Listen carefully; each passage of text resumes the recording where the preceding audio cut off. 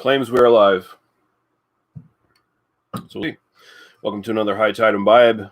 And this time we're doing, I guess both of these came out at the same time. I'm doing the first one now. I'm going to do the other one in about 20 minutes afterwards, I think. And after I've, freshened my palate or whatever.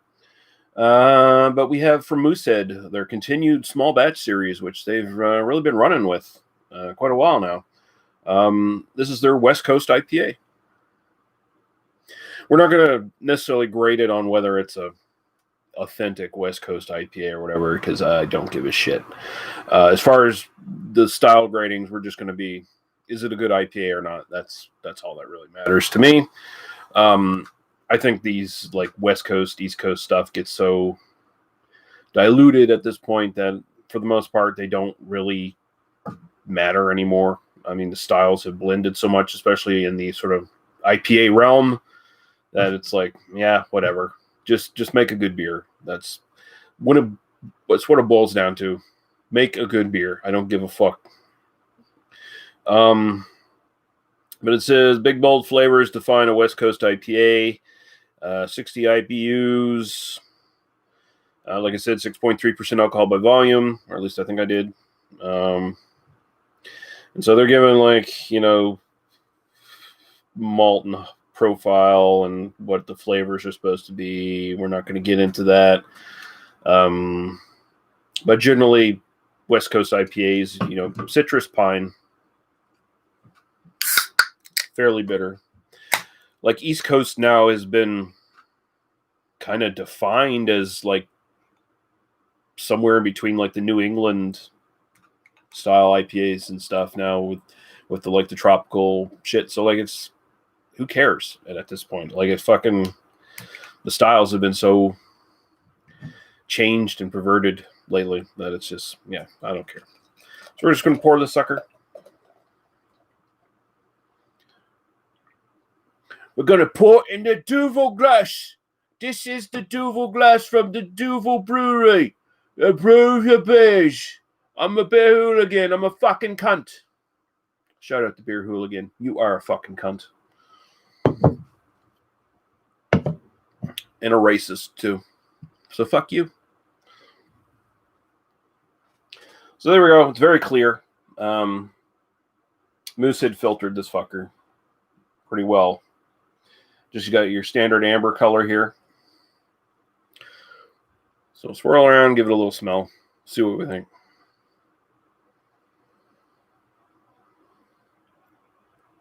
We got Lady Lee in the comments here saying she likes it when I do accents. And I like it when you show off your legs, you lovely little tot.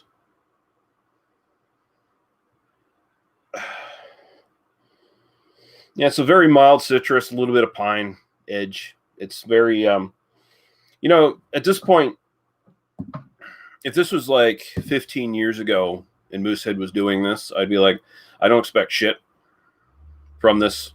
I'd expect it to be like some very just watered down, just muted version of an IPA, because that's kind of what any sort of bigger brewery would do if they ever dipped into the craft stuff at that point, right? But now, generally, you'll get bigger breweries actually making a genuine attempt at these things. And Moosehead their track record has been pretty good with the small batch stuff. So, I mean, it smells good. It doesn't smell too aggressive or anything like that.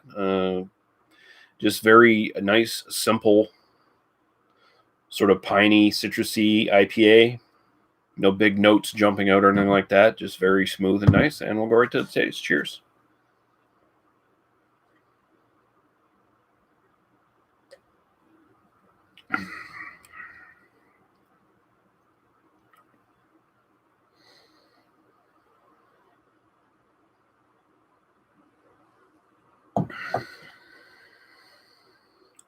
It's not bad.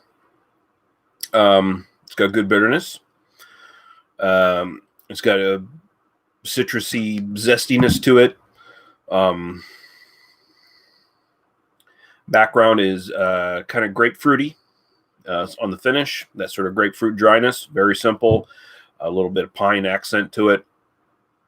Yeah. I mean, what a West Coast IPA was, what is it now? Probably 15, 20 years ago. And I don't know if it's still necessarily 100% defined this way anymore, but this is a good version of one of those beers from back then, at the very least. But like I said, we're not really grading on whether it matches that sort of definition necessarily. It's just, is it an IPA and is it a good one?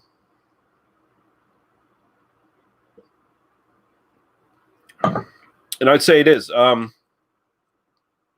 Honestly, a lot of people would probably just say this is an American Pale Ale at this point, because it's got a good bitterness. It's a little bit better than mild, I'd say. So, people are used to like doing like big, like modern style IPAs and stuff that, are still bitter, not the more fruity milkshake IPAs and, New England IPAs and milkshake IPAs and shit like that. That some of them just knock the bitterness right out. This is just good maltiness, lower medium body to it. Great. Easy drinking, too. Very easy drinking. But enough bitterness to let you know. Yes, IPA. So for style, it's not doing anything exciting, but for style, give it a nice solid 7. And my own enjoyment, I'd throw a 7 at it as well. Like, this is something I could definitely get into buying a few and having. Just like good drinking beer that's an IPA that you don't have to really think about. You don't have to really worry about, too. I mean, at 6.3%, that's pretty low in alcohol these days for an IPA, honestly. So, yeah. Not bad. Again, Moosehead comes...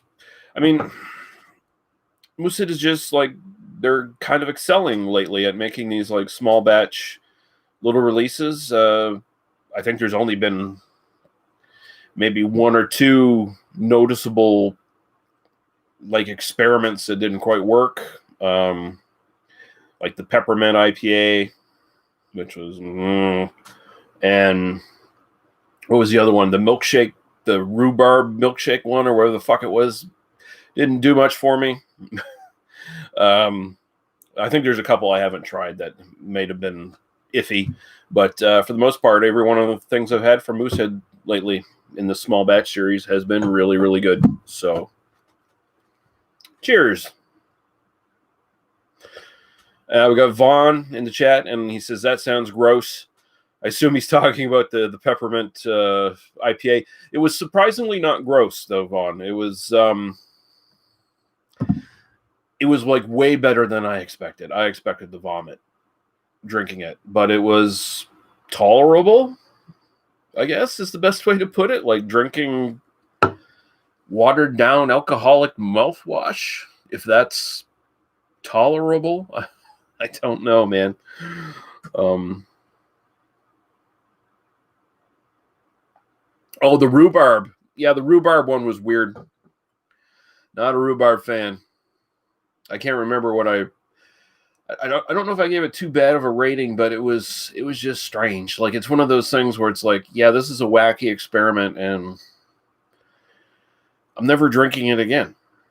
I mean, it wasn't necessarily aggressively bad, but not buying it again. And I guess that's the value of these small batch things, though. Is like they don't ever have to make it again, and they only make a limited amount, so they're not taking a big hit if no one buys the shit, I guess. But yeah, so the Moosehead small batch West Coast, it's good. 2 7s for preference and for style, and I'll be back in a little while, like half an hour, and we'll do the West Coast version that came out as well, and we'll see what we think of it, or the East Coast. I'm just doing the West Coast right now because I'm a moron. I don't know what I'm doing. Yeah. But thanks, Vaughn. Thanks, Lee. And anyone else? There's 5 people watching apparently, so I don't know what's wrong with you people. You got nothing better to do on a Monday night? Look who's talking, right? But cheers, guys, and maybe we'll see you in a little bit. Bye-bye.